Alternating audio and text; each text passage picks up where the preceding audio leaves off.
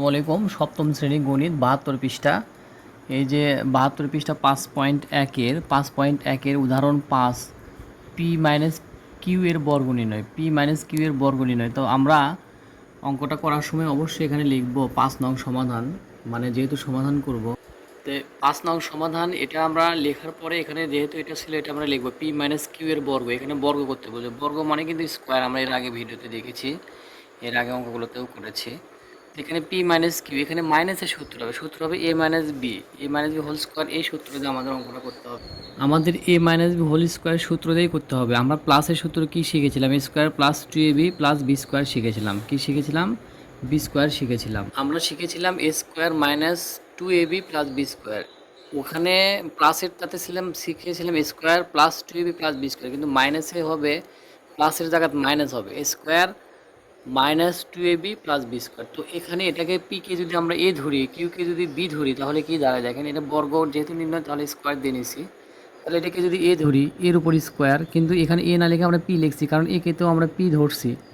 Minus minus সূত্র অনুযায়ী two P Q, অর্থাৎ 2ab, বির জায়গাকে আমরা পি কিউ লিখছি, প্লাস বি স্কোয়ার হয়, সেখানে আমরা কিউ স্কোয়ার দিচ্ছি, কারণ কিউকে আমরা মনে মনে বি ধরেছি। তাহলে কি দাঁড়ায়? A square minus 2ab plus B square. কিন্তু এখানে পি কিউ হওয়ার একটাই শর্ত হচ্ছে, আমরা এখানে যেহেতু এখানে ওরা এ বি দেয়নি, তো পি কিউ দিছে, তাহলে পি কিউ দিয়েই আমার অঙ্কটা করতে হবে। তো 6 নম্বরে আসেন।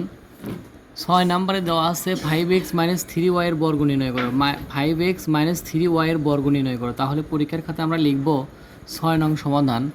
এখানে যা দেওয়া আছে 5x মাইনাস 3y এর বর্গ, এই কথাটা লিখব। বর্গ কথাটা লেখার পরে এখানে 5x মাইনাস 3y এর উপর স্কোয়ার করে নিব। এখন যেহেতু এটাও মাইনাস, তাহলে মাইনাসের সূত্র দিয়ে করব। তাহলে দেখেন কি দাঁড়ায়, তাহলে কি দাঁড়াচ্ছে, তাহলে দেখেন এটাকে যদি আমরা এ ধরি, তাহলে 5x, এটা হলো আমার স্কোয়ার মাইনাস 2, সূত্র 2, তাহলে 5xকে আমরা এ ধরছি, 3y এটা আমার বি, প্লাস 3y এটা আমার বি স্কোয়ার, তাহলে square minus 2ab plus B square. কিন্তু এখানে আমরা থেমে থাকবো না, স্কোয়ার মানে 5-এর উপরেও স্কোয়ার আছে, এক্সের উপরে স্কোয়ার আছে, তাহলে 5-এর উপরে স্কোয়ার হলে 5 5 25 এক্স স্কোয়ার মাইনাস এটা গুণ করে দেবো, সংখ্যাগুলো গুণ করে দেবো, 5 দোকানো 10, 3 10 30 x Y plus 3y square, মানে 3-র উপর স্কোয়ার মানে 3-র উপরও স্কোয়ার হবে, ওয়াইয়ের উপরও স্কোয়ার হবে, তাহলে 3-র উপর স্কোয়ার হলে 3 গুণুন 3 9 হচ্ছে, আর ওয়াইয়ের উপর স্কোয়ার, এটাই আমাদের কাঙ্ক্ষিত অ্যান্সার হবে। তাহলে 25x square plus minus 30xy plus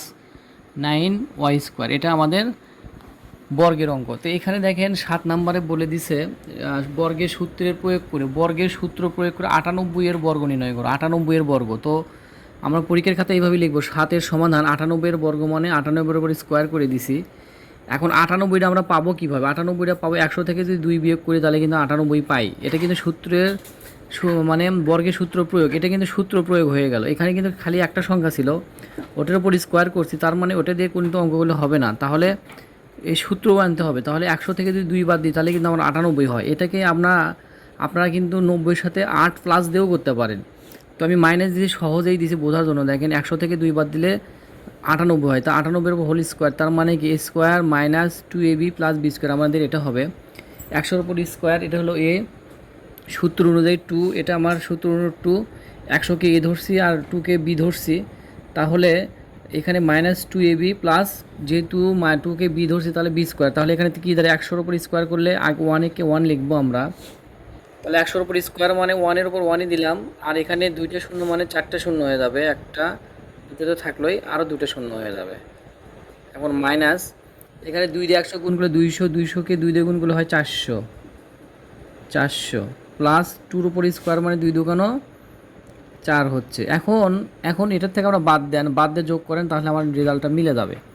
তাহলে এটা বাদ দিলে কত হচ্ছে দেখেন, অথবা এটা যোগ করেন, এখানে 1 লিখে 3টে শূন্য, তার সাথে 4 লেখেন, মাইনাস 400 করেন, তাহলে রেজাল্ট যেটা আসবে সেটাই করবেন। এই শূন্য 4 হয়, 4 থেকে শূন্য বাদ দিলে 4ই হয়, তাহলে এই একটা শূন্য, 10 থেকে 4 গেলে থাকে 6, তারপরে এখানে একটা শূন্য হবে, এখানে 1 হবে, এটা হবে আমাদের রেজাল্ট।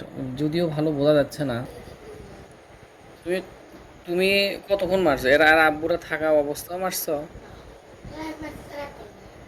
ও দেখো